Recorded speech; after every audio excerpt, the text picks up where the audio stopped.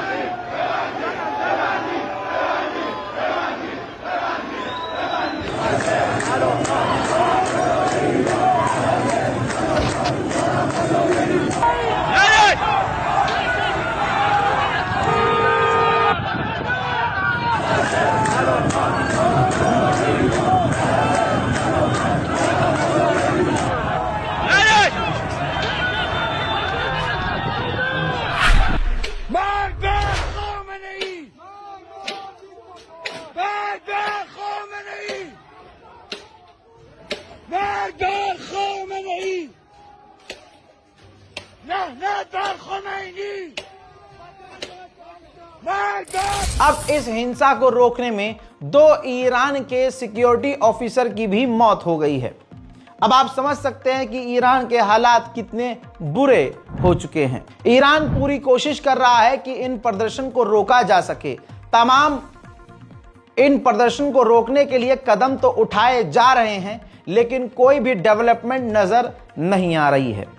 बात करें अब ईरान के और बड़े खतरे की, तो ईरान के लिए खतरा यह है कि नेतन्याहू को लगभग झंडी मिल चुकी है ईरान पर हमला करने के लिए। लेकिन रिपोर्ट यह कह रही है कि अभी भी नेतन्याहू बड़े ऑपरेशन के लिए, ईरान के खिलाफ बड़े ऑपरेशन के लिए नेतन्याहू को मना और समझा रहे हैं।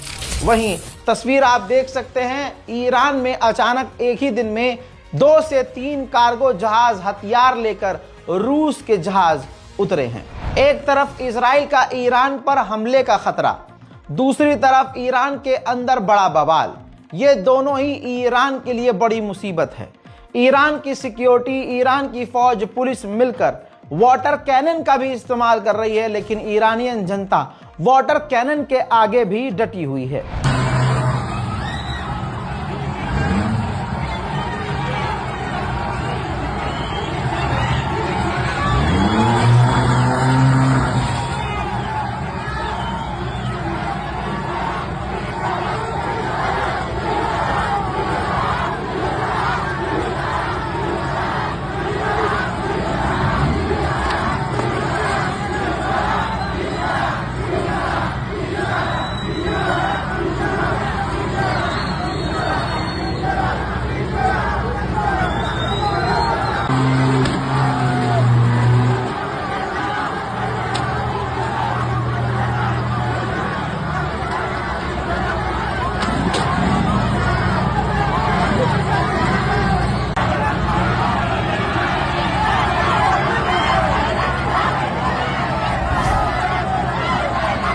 ईरान के ज्यादातर लोग, ज्यादातर अवाम सड़कों पर खामनाई के खिलाफ जहर उगल रही है। नारे इस तरह के लगाए जा रहे हैं इस नए साल में कि इस नए साल में खामनाई का जो तानाशाह है उसकी तानाशाही खत्म हो जाएगी।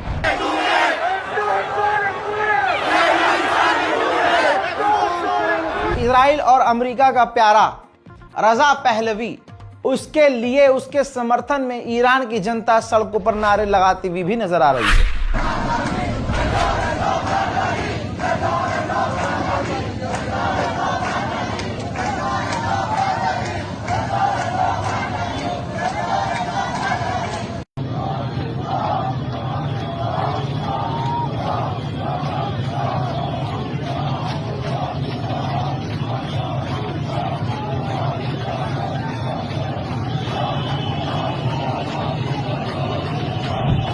हालात बहुत बुरे हैं भाई। एक तस्वीर ये देखिए, ईरान की पुलिस की गाड़ियों पर भी ईरान की जनता पथराव कर रही है। उधर ईरान अलग अलग इलाकों में वाटर कैनन अपनी जनता के खिलाफ तैनात कर रहा है। इसके अलावा ईरान की फोर्स अब सख्त हो गई है। तस्वीर देख सकते हैं, जहां भी भीड़ इकट्ठा हो रही है तुरंत वहां गिरफ्तारियां शुरू कर रही है। ईरान के सेंट्रल बैंक के गवर्नर ने रिजाइन दे दिया था।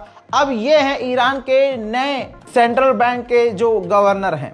इन्होंने अपने ताजा बयान में कहा है, यही वीडियो है, कॉपीराइट की वजह से मैं वीडियो अलग से दिखा नहीं सकता, जिसके अंदर ये साफ कह रहे हैं कि हम तमाम वो कदम उठा रहे हैं जिससे हालात स्टेबल हो, और हमने वो कदम उठाए हैं।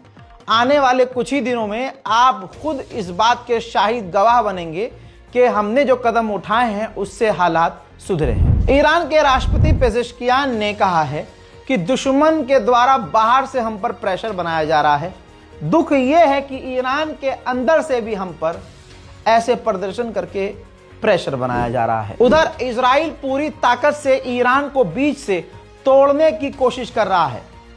यह साफ नजर आ रहा है। ये देखिए, ईरान के लिए इसने पोस्ट किया है, इजराइल ने, जो फारसी हैंडल चलाता है, ऑल आइज और ईरान। और दोस्तों, उसके अंदर ईरान का जो झंडा है वो चेंज करके जो रजा पहलवी वाला झंडा है उसको दिखाने की कोशिश की गई है, उसको दिखाया गया है। यानी ये बात खुल्लम खुल्ला क्लियर है कि ईरान के अंदर जो भी हो रहा है वो सब प्रायोजित है अमेरिका और इजराइल के द्वारा।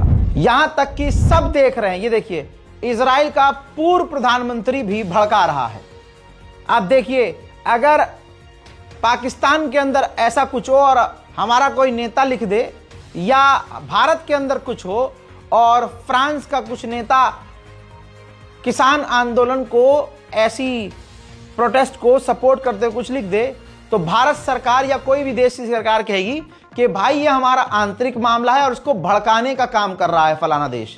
लेकिन यहां आप देखिए, इजराइल खुल्लम खुल्ला, ये इजराइल का पूर्व प्रधानमंत्री है, वो दंगे और प्रदर्शन के वीडियो और फोटो को शेयर करके लिख रहा है, ईरान की आवाम आगे बढ़ो और हिम्मत दिखाओ और हम तुम्हारे साथ। अब ईरान के राष्ट्रपति स्पीच दे रहे थे, तमाम ऑफिशियल वहां मौजूद थे। तो ईरान का एक व्यक्ति उसी सभा में खड़ा होता है और कहता है कि आपने हमारी जिंदगी खराब कर दी है। आप 10 मिनट अपने ही पुराने भाषणों को और स्पीच को सुनिए, उसकी सच्चाई अपने जमीन पर खुद देखिए। आपकी वजह से आज हम बर्बाद हो रहे हैं। इस पर भाजपा की तरह ईरान के राष्ट्रपति ने उनको ये नहीं कहा इसे काट दो, मार दो, भगा दो, चल बे चल, घंटा तुझे कुछ पता है, ना ना ना ना। ईरान के राष्ट्रपति ने कहा कि तुम बैठ जाओ, हमें भी तुम्हारी फिक्र है और हम उसी की चिंता कर रहे हैं।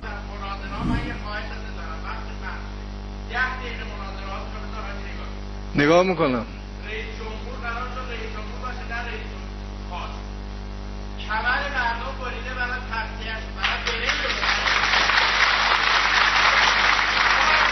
خب حالا بشین بگم بنده کمر یه لحظه بشین سر جا.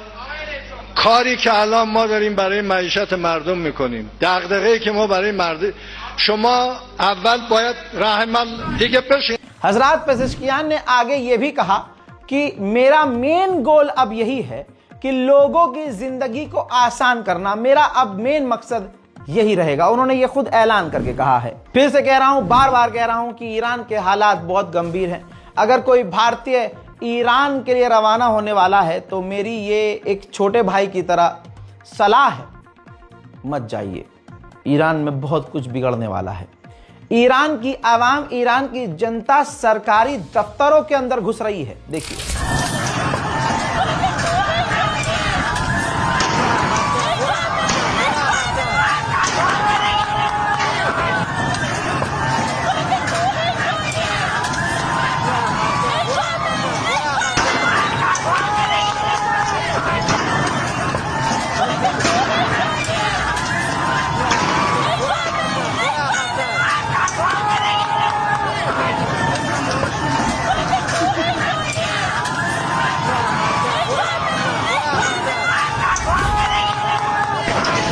एक बात याद रखिएगा, नेतन्याहू की अभी भी फटी पड़ी है।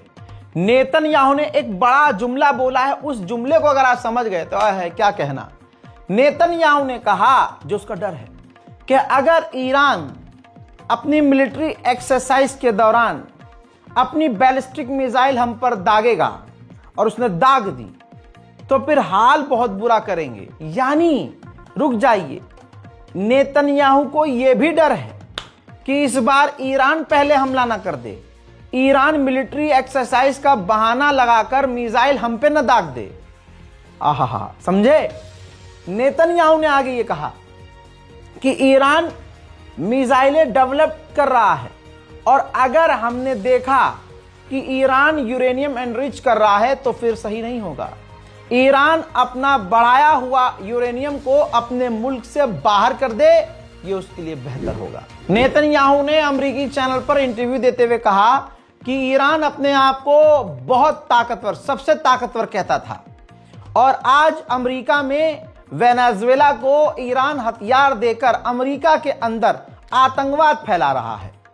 जी हां, जैसे बिना सर पैर की आपको बातें समझ में आ रही है, इसकी बातें ऐसी ही बिना सर पैर की हैं। स्टोरी बिल्कुल पहले जैसे चल रही है, 12 डेज वॉर वाली, कभी भी जंग हो सकती है। अब ईरान के विदेश मंत्री ने फिर वही पहले वाली बात कही है कि अगर इजराइल ने कुछ भी हमारे साथ किया तो उसका जिम्मेदार अमेरिका होगा। अब इन तमाम चीजों के बीच ईरान झुकने और रुकने को तैयार नहीं।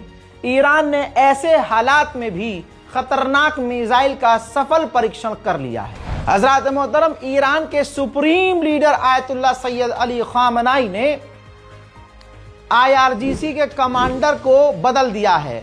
जी हां, आपके सामने जो लेफ्ट साइड में जो आपको व्यक्ति नजर आ रहा है, ये अब IRGC के कमांडर हैं, और आपको बता दूं कि इनका नाम अहमद वहीदी है। अहमद वहीदी अब ईरान के IRGC के टॉप कमांडर हैं। हजरत, लेबनान बड़ा फुदक रहा था कि हम ईरान नहीं जाएंगे, ईरान को खुदा ना होगा, ईरान ने नरमी बरती थी।